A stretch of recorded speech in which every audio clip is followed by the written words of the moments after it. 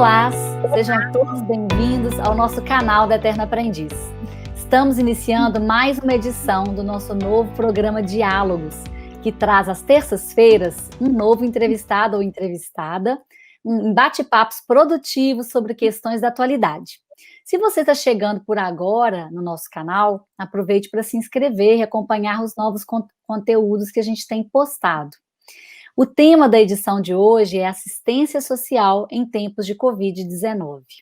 Para falar sobre ele, recebemos agora a assistente social Daniela Correia. Bem-vinda, Daniela. Obrigada pelo convite, obrigada pela oportunidade de participar. Obrigada. A Daniela é integrante do elenco da Eterna Aprendiz. E também vou aproveitar para te apresentar, melhor para o público antes da gente começar a nossa conversa.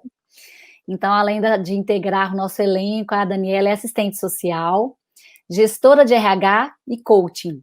É mestre em gestão social, educação e desenvolvimento local, tem MBA em liderança e coaching na gestão de pessoas, pós-graduada em gestão de projetos sociais, especialista em poder legislativo e políticas públicas com ênfase em política urbana, graduada em serviço social e em recursos humanos.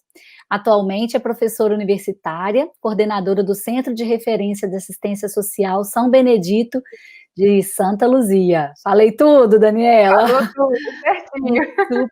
Um super currículo, uma experiência muito boa para a gente falar desse tema, né? Então vamos começar nosso papo pensando, nesse cenário que se descortina com a pandemia, colocando as pessoas, sobretudo aquelas que estão em situações de vulnerabilidade social, em situações de dificuldade de todo tipo, né, Daniela? E algumas até de extrema tensão. Então, a primeira pergunta que eu te faço é: qual que é a importância de assegurar direitos sociais às pessoas em momentos de crise, como o atual que a gente está vivendo? O que acontece quando esses direitos são retirados ou não assegurados? Essa pergunta, ela promove uma reflexão, excelente pergunta. Eu só quero elucidar primeiro o que são direitos sociais para contextualizar para quem estiver participando da nossa gravação. O que seriam direitos sociais? Nós viemos de uma Constituição Federal, o contexto histórico dessa Constituição Federal, ela foi implantada depois da ditadura, ao término da ditadura. Então, a Constituição, ela vai valorizar os direitos humanos, direitos fundamentais e o direito à vida, em função desse contexto. E a própria Constituição Federal, ela vai colocar ali a seguridade social. Então, a seguridade social é um direito do cidadão. Essa seguridade, ela é promovida pelo SUS, pela saúde, pela assistência social e pela previdência social. Então, a partir de agora, programas, projetos da área da assistência social que existiam, mas não tinham uma continuidade ou uma fundamentação por não estarem em lei, eles são ali legalizados e são postos como lei, direitos sociais para o cidadão. Então, o SUS, ele vem com a saúde, que é universal, todos têm direito. A previdência social pelo INSS, então você contribui para poder fazer gozo dos benefícios previdenciários, e a assistência social, ela entra então como esse direito social. E o que essa assistência social ela traz de diferente? Ela é para quem dela precisar, então perceba que não é universal, como o SUS, que é para todos, ela é para todos, mas é para quem dela precisa. E ela traz uma diferença do INSS, que não precisa de contribuir previamente. Por quê? Porque ela é para quem está ali em situação de vulnerabilidade social, de enfrentamento. Então, qual que seria a importância de assegurar esses direitos sociais? Redução da pobreza, garantia dos mínimos necessários ali para a sobrevivência do cidadão. Para isso, posterior à Constituição Federal, a gente vai ter outras legislações, uma lei orgânica da assistência social, tipificação nacional dos serviços socioassistenciais, que vão trazer para a gente ali um foco na proteção social do indivíduo e família, trabalhando sempre a família, essa função protetiva que a família tem para fortalecer. E quando a gente pensa a importância, então, desses direitos, é o quê? a redução dessa pobreza, a garantia do mínimo necessário para a sobrevivência. E quando a gente pensa, e quando esse direito não é assegurado, o que acontece? Acontece o quê? Aumento das expressões da questão social. Aí, o que é questão social, Daniela? Conflito político, econômico, conflito social. E esse conflito vai gerar desigualdade. Então, a concentração de renda na mão de poucos, outros sobrevivendo com nada, ou à mercê da extrema pobreza, desemprego, ou desvalorização do trabalho, mesmo empregado há uma desvalorização. Então, vai ocasionar, esses conflitos ocasionam tudo aquilo que a gente vê, falta de moradia ou moradia precária, miséria, violência, ou seja, o Estado ele diminui sua proteção social ao indivíduo e coloca como esse indivíduo responsável por si, o individualismo. E isso a gente sabe que não acontece, porque as chances não são iguais. Aí se apregou uma meritocracia que, na verdade, não existe. Então, essas seriam, né, as reflexões que a gente traz. Muito, muito importante, né? Porque hoje a gente vê no debate público muita gente confundindo esses conceitos e esses benefícios, achando que, né, o Estado não tem que prover né, a situação das pessoas que estão vivendo em pobreza, em vulnerabilidade. Então, é fundamental que você tenha feito esse esclarecimento, né, num momento em que muita gente ainda não, muitas vezes, compreende a profundidade dessa proposta que está na Constituição, né, Daniela? Sim, com E certeza. aí, você trabalhando nos Centros de Referência de Assistência Social, CRAS, vou pedir para você falar um pouco mais sobre esses CRAS, quais são os trabalhos que eles desenvolvem, como ter acesso a eles, para que a gente continue aqui podendo usar também o programa para informar, né? Sim, o que seria o CRAS? O CRAS é um equipamento público, é um equipamento da assistência social. Ele vai trabalhar ali a proteção social básica. Na assistência, nós vamos ter vários tipos de proteção, mas a proteção social básica é aquela porta de entrada do indivíduo para assistência social. Então, dentro dos CRAS, vai ser trabalhado ali alguns serviços prioritários, serviços ofertados. A gente vai ter o serviço de proteção e atendimento integral à família, que é o PAIF. Nesse momento de pandemia, existem muitas vulnerabilidades, conflitos familiares, ruptura de laços, de vínculos. Então, qual que é o papel do CRAS através desse serviço, desse PAIF? Acompanhar essa família, trabalhar esse conflito, para evitar que se gere uma negligência, uma violência, uma ruptura de vínculos. A gente vai ter também o serviço de convivência e fortalecimento de vínculos, que são aqueles vínculos fragilizados, e a gente vai ter da faixa etária de 0 anos até a maioridade. Então, vão ser várias faixas etárias trabalhadas com a família para fortalecer essa função protetiva. Aí eu tenho que fazer um adendo. O que é a função protetiva da família? Por exemplo, uma família com um vínculo fortalecido, se uma pessoa passa, por exemplo, por um desemprego, às vezes você vai ter ali outros parentes que vão te dar um suporte. Se alguém está enfermo, eu vou ter ali um parente, um vínculo que vai me dar um suporte no hospital, que vai me ajudar. Então, quando a família ela tem um vínculo forte, ela se protege, ela cuida de si mesma. Então, não desobrigando o Estado de sua responsabilidade, mas também trabalhando com essa família para que ela possa ser fortalecida. Uma família fortalecida, ela fortalece toda uma sociedade também. Então, a gente vai ter esse serviço de convivência e o serviço de proteção social básica para idosos e pessoas com deficiência em domicílio. Isso porque muitas vezes uma família de baixa renda, vulnerável, tem condições de tirar uma criança portadora de paralisia cerebral, um adulto que precisa de uma cadeira especial, um transporte especial para sair, às vezes vem o isolamento. O idoso, a mesma coisa, isolamento.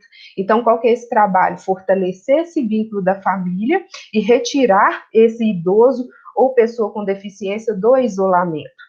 Então, nós vamos ter, dentre todos esses serviços de maior concentração, é ainda o PAIF, que trabalha a família e o indivíduo.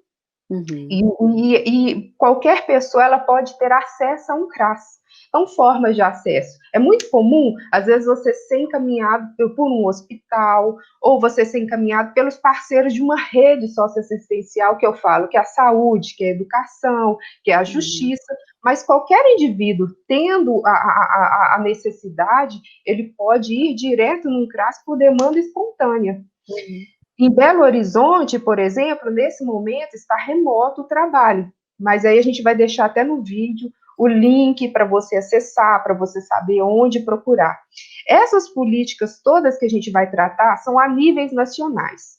Todas vão ocorrer em todos os municípios. O que vai diferir muitas vezes é como vai ser feito.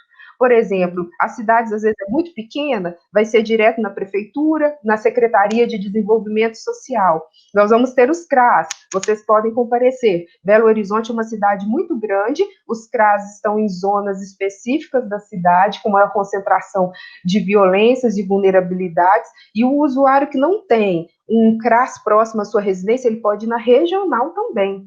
Então, nós vamos ter as regionais. Ou seja, o que eu falo, porque nós vamos colocar Belo Horizonte para vocês como referência, mas não quer dizer, e como é a nível nacional, se você tiver dúvida, onde que eu vou, onde que eu busco um CRAS, você pode ir direto, caso saiba o endereço, caso não saiba, você pode procurar a prefeitura, a Secretaria de Assistência Social ou Desenvolvimento Social para se orientar também. Então, o CRAS é de portas abertas para toda a comunidade. Uhum.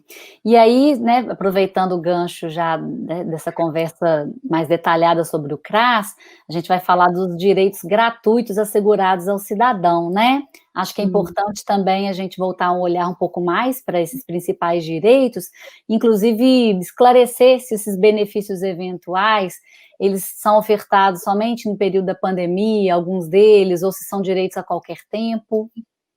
Não, nós vamos ter os benefícios que são a qualquer tempo, não se restringe. O que é importante em tempo de pandemia frisar é que há um desconhecimento desses benefícios ainda por grande parte da população e às vezes por aqueles que mais precisam. Então, por isso a importância da gente falar sobre. Dentro da assistência social, hoje a gente vai falar de 3: benefícios eventuais, cadastro único e BPC, que é o benefício de prestação continuada. Vamos falar dos benefícios eventuais. Eles são de natureza temporária, de proteção social temporária, para prevenir situações provisórias de vulnerabilidade. Então, nós vamos ter alguns tipos de benefício. A gente vai ter o de natalidade. Às vezes a mãe tem, a família de baixa renda, tem uma gravidez gemelar, trigêmeos, ou há o falecimento do bebê pós o nascimento, ou já nasce, né, falecido, ou falecimento da mãe. Então, esse auxílio natalidade, ele vai ser em forma de bens de consumo, por exemplo, como enxoval, ou mesmo em questão monetária. A gente tem o auxílio funeral, que é o sepultamento gratuito. Então, o que o sepultamento gratuito cobre? Despesas funerárias, velórios, sepultamento. Então, faleceu, não há condições daquela família arcar com o velório, com o sepultamento em geral, pode buscar o CRAS e solicitar o sepultamento gratuito. Eu só vou fazer um adendo, porque os CRAS funcionam de segunda a sexta, de 8 às 17. Ah, mas faleceu à noite, faleceu fim de semana. Como que a gente faz essa busca para a gratuidade? Em todas as cidades vão ter os plantões sociais. Então, os cartórios, eles revezam, final de semana tem sempre um cartório aberto, e os plantões sociais da assistência social funcionam também para esse sepultamento gratuito. Benefícios de vulnerabilidade temporária, que é a concessão de cesta básica. Segunda via gratuita de documentação, então certidão de nascimento, segunda via do RG, por exemplo. E a gente ainda vai ter os benefícios advindos de calamidade pública ou vulnerabilidade temporária, que é o quê? O auxílio aluguel, bolsa moradia, que é o pagamento por um período de um aluguel. A minha casa caiu. Então, cada município vai ter ali os pré-requisitos para concessão desse benefício.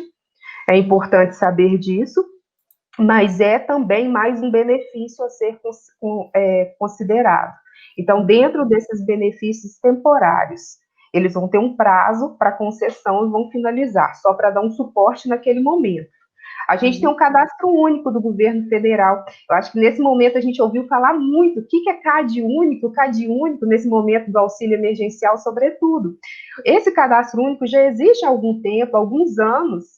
Ele é um conjunto de informações sobre famílias de baixa renda ou em grande miséria. E esse conjunto de informações ele vai para o nível dos 3 entes, governo federal, municipal e estadual, e serve como subsídio para implantação de políticas públicas. Então, é importante que quem se enquadre para fazer o CAD único faça, sempre faça, porque ele vai ali ter informações que vão ter esse subsídio para implantação. Quem pode fazer? Famílias que de baixa renda, que têm uma renda per capita por pessoa de até meio salário mínimo, ou que ganham até 3 salários mínimos como renda mensal total familiar. Quais direitos, a partir do que você tem o CAD único, dentro desse perfil, você consegue isenção em taxa de concurso público e Enem, tarifa social, energia elétrica, água e telefone fixo. Então, você tem uma redução substancial do valor dessas tarifas. Alíquota reduzida do INSS. Hoje, se a gente vai pagar o carnezinho do INSS como autônomo, o mínimo é 11% sobre o salário mínimo. Com essa alíquota reduzida, são 5%. Então, o salário mínimo agora subiu para R$ 1.100. 11% de 1.100 dá R$ 121. 5% dá R$ 55. Especial para quem? Para dona de casa, que às vezes não trabalha, está em casa, garanta a sua aposentadoria. Ou mesmo uma eventual um auxílio acidente, o que for necessário, mas contribua, é uma facilidade. O ID jovem, para jovens de 15 a 29 anos, que possibilita meia entrada em eventos culturais, eventos esportivos, também contribui ali para viagens interestadual gratuita ou com desconto. Carteira do idoso, 50% de desconto em viagem interestadual ou gratuidade. E, além disso, ainda o programa Bolsa Família. O Bolsa Família, a gente vai ter um critério mais rígido ainda de renda. Bolsa Família para família em extrema pobreza. Então, vai ter que ter ali uma renda per capita por pessoa de R$ 89, ou a renda total de R$ 89 a R$ 178 por mês per capita, desde que tenham crianças e adolescentes ali de 0 a 17 anos. Então, e aí cada família vai ter seu percentual de benefício que vai ser concedido. Então, só de ter o cadastro único, o cidadão ele consegue toda essa gama de benefícios sociais. Em um momento de aumento de conta de energia elétrica, de água, às vezes a pessoa faz só pelo Bolsa Família, mas ela às vezes não vai entender, e se ela tiver o CAD único e tiver ali uma isenção, um desconto na água e na luz, ela vai ter um valor maior, às vezes, que ela receberia do que é o Bolsa Família. Então, faça, né, esse CAD único, esse cadastro único. E a gente tem o BPC, que é o benefício de prestação continuada. Muita gente confunde com a LOAS, fala assim, eu tenho LOAS. Não, LOAS é o nome da lei que implantou esse benefício. LOAS é a Lei Orgânica da Assistência Social. O BPC é um benefício para o idoso ou a pessoa com deficiência. Vamos pensar num cenário. Pegue-se um idoso que tem ali uma pessoa com deficiência. Chegou ali os 15 anos, ela deu um surto de esquizofrenia. Nunca trabalhou de carteira assinada, não consegue trabalhar. Ela vai conseguir algum benefício pelo INSS? É nessa hora que a gente reflete que a gente precisa de um benefício que independa de contribuição, como os da assistência social são.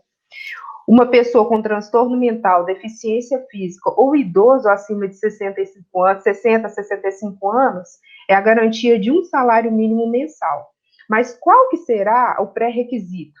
Que essa família tenha uma renda per capita por pessoa de 1/4 do salário mínimo, ou seja, soma a renda de todo mundo que mora na casa, divide renda bruta, divide pelo número de pessoas que moram na casa e tem que dar um valor inferior a R$ 275, que é 1.100 dividido por 4. Tem que dar um valor inferior a isso. É um benefício que ele tem que ser para uma doença ou alguma condição que incapacite por um prazo prolongado, e a cada 2 anos passa-se por perícia.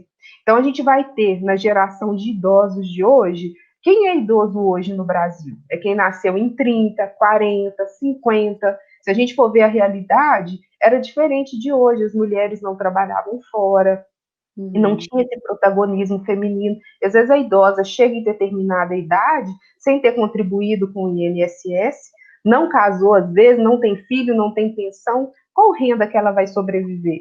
Então também a gente tem o BPC, né, para esse público, não são mulheres como idosos, homens também, mas na natureza feminina dessa geração é mais comum isso acontecer. Então a gente vai ter esses benefícios hoje da assistência social.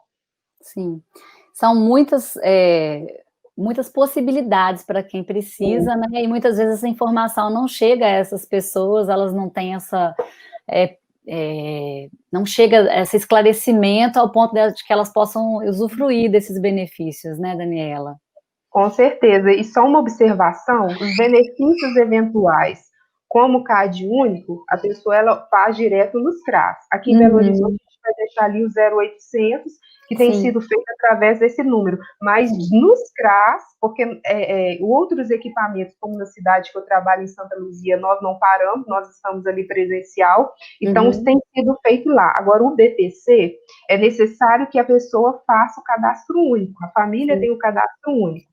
Mas esse benefício, embora da assistência social, ela vai requerer junto ao INSS. Sim. Então, só o BPC. Sim, e aí a gente pensando nesse cenário ainda da crise, né, com a pandemia, que a gente não tem uma perspectiva de término, pelo menos, né, por enquanto a gente não consegue vislumbrar isso. Para a gente terminar a nossa conversa, nosso tempo já está chegando aqui ao fim, quero te perguntar quais são as tendências que você vê nessa área de assistência social para esse ano de 2021, principalmente pensando nesses benefícios gratuitos aos cidadãos, né? Como é que fica isso ao longo do ano? A tendência vai ser a manutenção, continuidade e o aumento da demanda, né? O aumento da procura desses direitos sociais, porque nós estamos vendo aí a falta da vacinação. Então, enquanto não houver efetivamente uma vacinação acontecendo para que possamos retornar a esse novo normal, as misérias, toda a vulnerabilidade familiar, ele está tendendo a se acentuar, Então, enquanto assistência social, o que a gente pode refletir? Como exemplo, talvez, de outros países, é o que? É pensar nos países que estão ali à frente da questão da vacinação. A BBC News, agora segunda-feira, dia 18, elencou os países. Então, Israel está em primeiro lugar, Emirados Árabes em segundo e Reino Unido em terceiro. Então, o Brasil se espelhar, né, nesses países que estão à frente para conseguir. Só uma elucidação ao cidadão: a vacinação é um direito social de todos nós, só que há uma norma técnica do Ministério da Saúde que elenca os grupos prioritários. A partir de então, cada município, cada prefeito vai elencar seu plano de vacinação. Vão chegar a vez de todos nós estarmos vacinados, mas vamos ter que respeitar aí as ordens de vacinação. Então, a tendência para assistência social é cada vez mais a maior demanda, por isso eu acredito que a live de hoje ela vai contribuir para muitas pessoas que estão em uma situação de angústia, de vulnerabilidade. Os CRAS têm uma equipe multidisciplinar, com assistentes sociais e psicólogos para atendimento, e se não for uma demanda a ser tratada só em CRAS, há um encaminhamento para onde for necessário. E também a gente pensar nessa questão da vacinação, porque para uma melhoria da nossa situação atual, só com a vacinação consolidada. Isso aí, é a esperança que a gente vislumbra, né? Apesar de não sabermos como as coisas vão se desenrolar, ainda nós não temos essa clareza de como as coisas vão acontecer ao longo desse ano aqui no nosso país, né? Mas a gente espera que a vacinação aconteça e que essa crise vá sendo debelada pouco a pouco para que a gente possa retomar, né, os projetos de vida e a convivência principalmente, né, Daniela? Com certeza. E faz muita falta, né, Pia? Nossa, muita. Nosso tempo chegou ao fim, eu quero te agradecer demais por essa conversa, eu acho ela muito rica, fundamental, né, para todos nós, para todas as pessoas poderem entender esses processos da assistência social, inclusive indicar, encaminhar as pessoas que precisam. Então, quero te agradecer, foi um prazer enorme poder receber você hoje aqui no Diálogos. Eu que agradeço a oportunidade e me sinto como cidadã com o dever cumprido de estar repassando essas informações. Muito feliz por essa oportunidade. Legal, ótimo. Então é isso. Na próxima terça-feira, a gente volta com uma nova edição do programa, trazendo sempre especialistas que comentam os principais assuntos do momento. Para quem quer conhecer mais sobre Eterno Aprendiz, acesse o nosso site www.eternoaprendiz.com.br ou acesse as nossas redes sociais. Além do YouTube, estamos também no Facebook, Eterno Aprendiz, no LinkedIn Eterno Aprendiz e no Instagram, @eternoaprendiz.palestras. Quem ainda não se inscreveu, vale o novo lembrete em nosso canal. Não deixe de clicar no sininho e acompanhar todas as novas postagens e as transmissões ao vivo que temos feito. Então é isso, Daniela. Obrigada mais uma vez. Eu que agradeço. Até a próxima. Até. Tchau, tchau.